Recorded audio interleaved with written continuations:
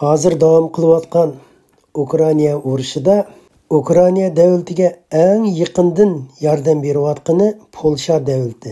Polsha davlati bo'lsa, nima uchun Rossiya davlatiga shu qadar o'chmanlik shaklda turib, Ukraina davlatiga butun kuchi bilan yordam qiladi deganda, Polsha davlati bo'lsa, Rossiya davlatiga haddidan ziyoda tarixiy o'chmanligi bor deb qaraldi ekan. Chunki tarixda Ruslar Polsha davlatini 3 qitim mustamlik davlatiga aylantirib, Polsha xalqini vahshiylarcha qirg'in qilgan ekan. Polsha bilan Rossiya davlatining o'rtasidagi tarixiy o'chmanligini bilish uchun oldi bilan Rus askarlarining qo'liga tushgan asirlarga qanday muomala qiladi. Yaqinda tarqalib yurgan 12 sekundlik bir video ko'rinishda Rus askarlarining qo'liga yashinib qolgan bir Ukraina askari asirga tushgan. Asirga tushgan Ukraina askari tamoq chekib turib, shon sharaf Ukrainaga mansub deyishi bilan vahshiylarcha itib o'ldirib yetadi. Hamda o'lgan askarni Rus askarlarining tillayotgan ovozlarimi anglanib turdi. Rus askarlari asirga tushgan Ukraina askarini o'rmonlikqa akirib, itib o'ldirayotgan bu ahvol xalqaro janva kelishimga og'ir xiloflik qilgan bo'lib hisoblanadi ekan. Xalqaro janva kelishimda asirlarga insonparvarlik shaklda muomala qilish shartnomasiga butun dunyo imzo atgan ekan. Lekin bu shartnomaga qarshi shaklda 2022-yili 7-oydan boshlab Rus askarlari asirga tushgan Ukraina askarlarini o'ldirishga boshlagan ekan. 2023-yili 2-oyda Rus askarlarining bir generali qechib Ukraina askariga taslim bo'lgan ekan. Bu generalning deyishicha, asirga tushgan Ukraina askarlarini vahshiylarcha qiyin-qistoq qilish, inson qabul qilolmaydigan jazo harakat elib berish qatorliq usullar bilan nurg'un asirlarni qiynab o'ldirib o'tgan ekan. 12 sekundlik video tarqalgandan keyin butun dunyoni zilzilaga keltirib, Ruslarning tarixdimi asirlarga ilib borgan vahshiy qirg'inchilikni eslatdi ekan. Buning misoli bo'lsa, Katin o'rmonligidagi fojia bo'lib, ayni vaqtida 20 mingdan ortiq Polsha askar generallari va har xil xodimlarni asirga olgan Rus askarlari hammani vahshiylarcha qirib o'ldirib o'tgan ekan. 20 mingdan ortiq asirlarni Ruslar 1,5 oy vaqt sarf qilib o'ldirib tugatgan ekan. Bu fojialik ahvol Polsha xalqining qalbida mangu o'chmas bir tarixiy fojia bo'lib saqlanadi ekan. 1942-yili yoz kuni Rossiyaning Smolenski degan shaharning g'arb tarafiga taxminan 15 kilometr keladigan, ya'ni Belorussiyaning poytaxti Minsk degan shaharga qarab mangdigan yo'lning bo'yida Katin o'rmonligi deb bir o'rmonlik bor ekan. Bu yerda buzilib ketgan temir yo'llarni yasab, aksi keltirayotgan German askarlari ishchilarni ishlatayotgan. Shu mezgilda, ya'ni 4-oy mezgilda ishchilar yer qo'lab etib, o'lgan jasadlarni ko'rib qolgan. Shuning bilan germanliklar bu jasadlarni qo'lab chiqarganda hammasi degidek Polsha askarlari va Polsha generallari ekan. Bu askar generallarning qo'llari bog'liqliq, askarlarni yukundirib o'tag'izib, hammani bir-birlab keyindan etib o'ldirgan ekan. Germanliklar bu voqeani texnik tafsili tekshirish uchun askar boshlab kelib, Katin o'rmonligini texnik keng ko'lamda aqtirgan ekan. Aqtirib, qo'lab chiqish orqali kishilarni hayron qolg'idek sonsizlagan Polsha askarlarining jasadlari chiqqan. Shuning bilan shu vaqtdagi Germaniya Berlin televizor stansiyasi butun dunyoga bu xabarni tarqatishni boshlagan. Xabarda bir qo'langan cho'nqur azgalning ichidan 3000 dan ortiq harbiylar va generallar etib o'ldirilgan. Bundaq azgaldan 12 tepilgan deb xabar anglatgan. Germaniya taraf bu voqeani Germaniya askari bu yerni ishg'ol qilmasdan burun 1940-yili Sovet armiyasi asirga tushgan Polsha armiyasi va generallarini o'ldirib o'tganligining birdan-bir po'latdek isboti deb dunyoga e'lon qilgan.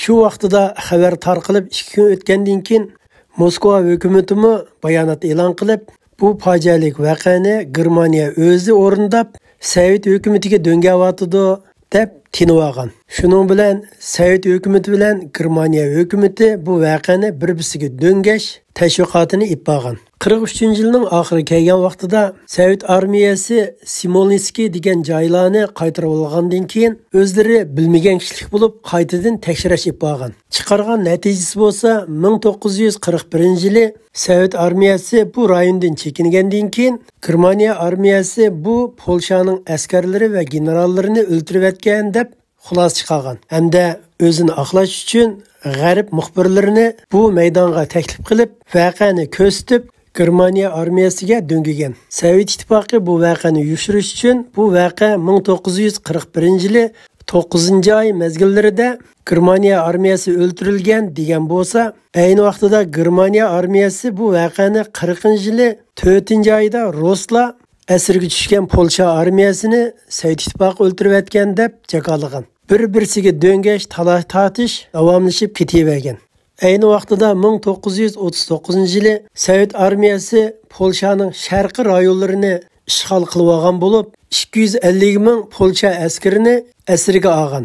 Keyin Sovet hukumati Polshaning vaqtliq hukumati bilan kelishim qilib, asirga olgan Polsha askarlarini qo'yib bergan. Lekin bularning orasida iqtidorli general va muhim hukumat arboblari bo'lib, 20 mingdan ortiq askarlar yo'qolib ketgan. Bu 20 mingdan ortiq Polsha askarlarini surishti qilish uchun Polsha vaqtliq hukumati Sovet hukumati bilan 24 qitim suhbat va talash tortish ilib borgan. Natijada Stalin bu 20 mingdan ortiq kishilar balkim Xitoy davlatining sharq tarafiga ketgan bo'lishi mumkin deb gapni yo'qotgan. Lekin Stalinning bu gapiga Polsha surgundi hukumati ishonmagan. 20 mingdan ortiq Polsha askarlari Xitoy tarafga ketsa, buni hech kim bilmay qolamdi deb hayron qolgan. Urush tugagandan keyinmi Polsha hukumati bu 20 mingdan ortiq askarlarni izlash xizmatini to'xtatmagan. Natijada Sovet ittifoqi tarafidan o'ldirilgan deb muqimlashtirgan. 20 asr o'tib 1991-yili 12-oyning 23-kuni, ya'ni Sovet ittifoqi parchalanishining oldingi mezgilida Gorbachev, Yeltsin va Yakovlev bu uchchi prezidentlik huquqini o'tkazib berish jarayonida üçü birlikte maxfiy arxivlarni ochgan. Maxfiy arxivni ichib ko'rgan vaqtida bu 3 odam ko'zlariga ishonmay hayron qolgan. Bu arxivda yozilgan mazmun bo'lsa, ayni vaqtidagi Katyn o'rmonligida ilib borgan fojialik qirg'inchilik voqeasining tafsiloti ekan.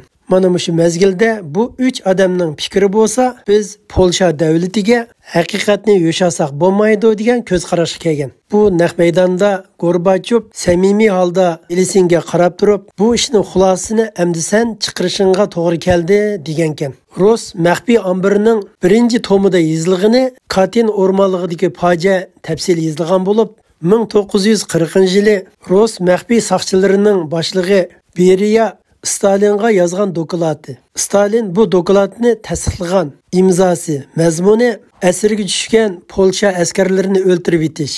Undan boshqa 1959-yili 3-oyning 3-kuni Sovet KGB bosh markazi Sovet Kommunist partiyasining bosh sekretari Xrushchevga yozgan doklati. Bu doklatdimi Katyn o'rmonligidagi fojialik voqeada 21.857 odamning o'ldirilgan. Bu arxivning hozir hech qanday rolining qolmaganligi, bu arxivlarni ko'ydirib etmasa, Sovet ittifoqiga kelgusida og'ir ziyon bo'lganligi to'g'risida yozilgan bir doklad ekan. Lekin bu arxivlar yanada saqlanib qolgan ekan. 20 asr o'tgandan keyin bu fojialik voqea oxiri oshkorlangan. Bunda aytganda 1939-yili 4-oyning boshlaridan boshlab 5-oyning oxirlariga qadar Sovet hukumati Katyn o'rmonligida 4421 asirga tushgan Polsha askarlarini o'ldirib etgan. Ular o'xshamagan 8 cho'ng azgalga ko'milgan. Ustiga qarg'ay daraxtlarini tikib etgan. Katyn o'rmonligidan boshqa yana Sovet armiyasi o'xshamagan asirlarni tutib turgan lagerlarda 17 mingdan ortiq Polshaliklarni o'ldirib etgan. Bularning ichida injener, mutaxassis, general, hukumat arboblarini ichiga olgan ekan. Bu o'lgan jasadlarni yanada Katyn o'rmonligiga olib ko'mbatgan. 1992-yili 10 ayının 14 günü Rossiyaga saylangan tunji prezident Yelitsin efendim özünün alayida yardımcısını Polşaning poytaxti Varşavaga avatib, maxfiy hujjatning qo'shimcha arxivini Polşa hukumatiga topshirib bergan. 2010 yili 4 ayının 7 günü Rossiyaning bosh ministri Putin ve Polşaning bosh ministri Tusk bilan birlikda Katyn o'rmonlig'idagi fojiaga uchragan o'lguchilarning qabristonligiga berib ta'ziya bildirgan hamda ikki davlat tunji qitim birlikda hamkorlik faoliyati ilib borgan. Bu xotirlash faoliyati tugab 3 kundan keyin, ya'ni 4 ayning 10 kuni Polşaning 154 tipdagi bir yo'lovchilar aeroplani Smolenski havo bo'shlig'ida vaqalikka uchirgan. Yo'lovchilar aeroplanida 88 Polşalıqlar bo'lib, birisimi hayot qolmagan. Buning ichida 80 nafari Polşa davlatining general va hukumat arboblari bo'lib, Katyn o'rmonlig'ida fojiaga uchirgan Polşalıqlarning 70 yilligini xotirlash uchun ketayotgan safarda o'lgan ekan. Bu o'lgan 80 kishining orasida shu vaqtdagi Polşaning prezidenti Kaczyński'mi bor ekan. Katyn o'rmonlig'ida Ruslar tarafidan qirg'in qilingan Polşalıqlar Polşa xalqining qalbida mangu o'chmaydigan, ya'ni Polşa xalqining qalbida Ruslarga bo'lgan o'chmanligi mangu o'chmaydigan bir dog' bo'lib qolgan.